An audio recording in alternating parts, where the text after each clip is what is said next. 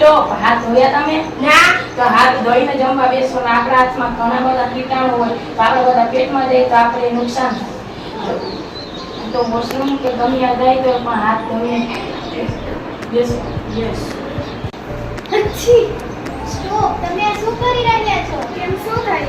તમે જ્યારે પણ છીંક ખાઓ ત્યારે મોઢા આડે માસ્ક રાખવાનું અને હાથ વારંવાર સેનિટાઈઝથી ધોવાના અને જ્યારે છીંક ખાઓ ત્યારે હાથ આ રીતે રાખવાનું અને તમારે બધાને પણ જ્યારે છીંક ખાઓ ત્યારે હાથ આ રીતે રાખવાનું.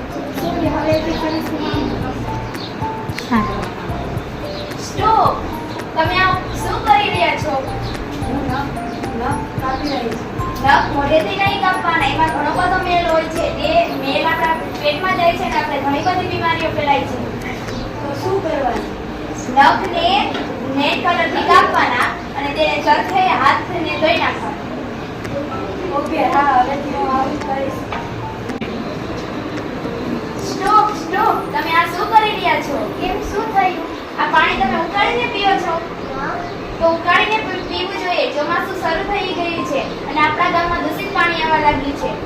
ઓકે, હવે હું પાણી ઉકાળીને અને પાણીમાં કેટલા બધા કીટાણુ હોય છે તે તમે ઉકાળીને પીઓ તો એ કીટાણુ મરી જાય છે અને તે પીવાનું. અને ઓલા દવાખાનાવાળા બેન આવ્યા હતા તે ઉકાળીને પાણી પીવાનું કહીને ગયા છે અને આપણા ગામમાં કોલેરાના કેસ વધવા લાગ્યા છે.